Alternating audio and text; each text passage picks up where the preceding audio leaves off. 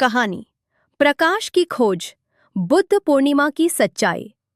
गंगा किनारे बसे एक छोटे से गांव सारनाथपुर में हर साल बड़ी धूमधाम से बुद्ध पूर्णिमा मनाई जाती थी। गांव के लोग इस दिन दीप जलाते, मंदिर सजाते और शांति का संदेश फैलाते थे। लेकिन गांव का एक 15 साल का लड़का आरव हमेशा सोचता रहता था, आखिर बुद्ध पूर्णिमा क्यों मनाते हैं? क्या सिर्फ पूजा करने के लिए? एक दिन उसने अपने दादाजी से यही सवाल पूछा। दादाजी मुस्कुराए और बोले, बेटा, यह सिर्फ त्योहार नहीं, बल्कि एक जीवन बदल देने वाली कहानी है। अगर तुम सच में जानना चाहते हो, तो मैं तुम्हें एक कहानी सुनाता हूँ। भगवान बुद्ध की कहानी। आरव उत्साहित होकर उनके पास बैठ गया। राजकुमार सिद्धार्थ की शुरुआत बहुत समय पहले कपिलवस्तु नाम के एक राज्य में एक राजकुमार का जन्म हुआ, सिद्धार्थ। उनके पिता राजा शुद्धोधन थे और माता रानी महामाया।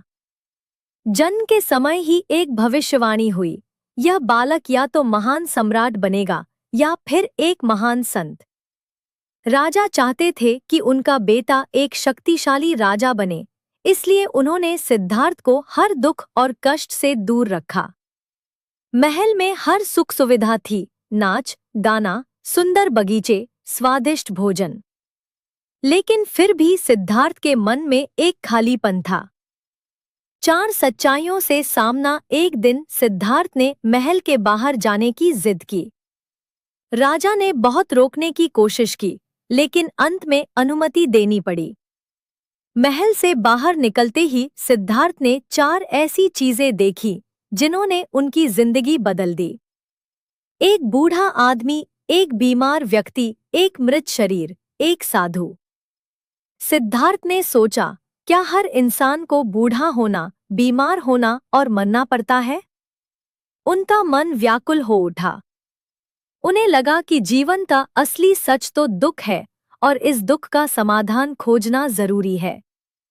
महल छोड़ने का निर्णय। एक रात जब पूरा महल सो रहा था, सिद्धार्थ ने अपनी पत्नी यशोधरा और बेटे राहुल को देखा।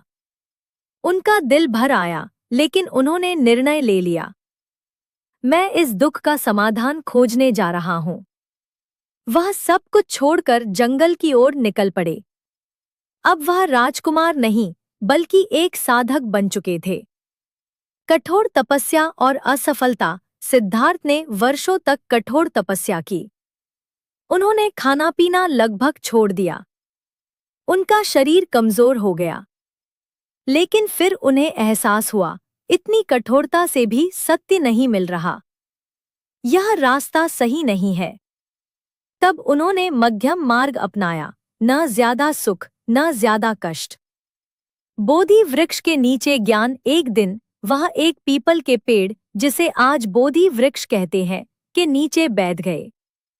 उन्होंने प्रण लिया, जब तक मुझे सत्य का ज्ञान नहीं मिलेगा, मैं यहाँ से नहीं उठूंगा। कई दिनों की गहरी ध्यान साधना के बाद उन्हें ज्ञान प्राप्त हुआ। उन्हें समझ आया, जीवन में दुख है, दुख का कारण है, दुख का अंत संभव है और उस अंत का रास्ता है। इसी दिन सिद्धार्थ बुद्ध बन गए, अर्थात जागृत व्यक्ति। बुद्ध पूर्णिमा का महत्व दादाजी ने आगे बताया। बेटा, बुद्ध पूर्णिमा इसलिए खास है क्योंकि इस दिन 3 बड़ी घटनाएं हुई थी। भगवान बुद्ध का जन्म, उन्हें ज्ञान की प्राप्ति और उनका महापरिनिर्वाण, मृत्यु। इसलिए यह दिन बहुत पवित्र माना जाता है। बुद्ध का संदेश।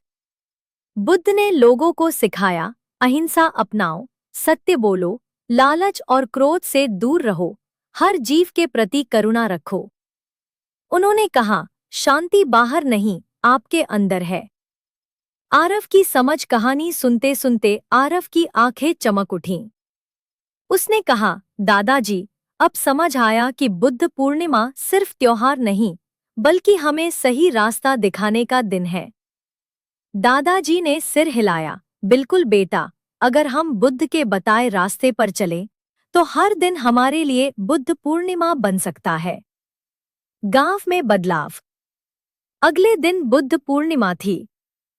इस बार आरव ने सिर्फ दीप जलाने के बजाय कुछ अलग किया। उसने गरीब बच्चों को खाना खिलाया, अपने दोस्तों के साथ मिलकर पेड़ लगाए और सबको शांति और दया का संदेश दिया। गांव के लोग यह देखकर बहुत खुश हुए। कहानी का संदेश। बुद्ध पूर्णिमा हमें याद दिलाती है कि जीवन में दुख है, लेकिन उसका समाधान भी है। सच्ची खुशी बाहर नहीं, अंदर होती है और इंसान अपने कर्मों से महान बनता है। अंतिम बात। आरव अब हर साल बुद्ध पूर्णिमा को सिर्फ त्योहार नहीं, बल्कि प्रकाश का दिन मानता था। एक ऐसा दिन जो हमें अंधकार से उजाले की ओर ले जाता है। और यही है बुद्ध पूर्णिमा का असली अर्थ।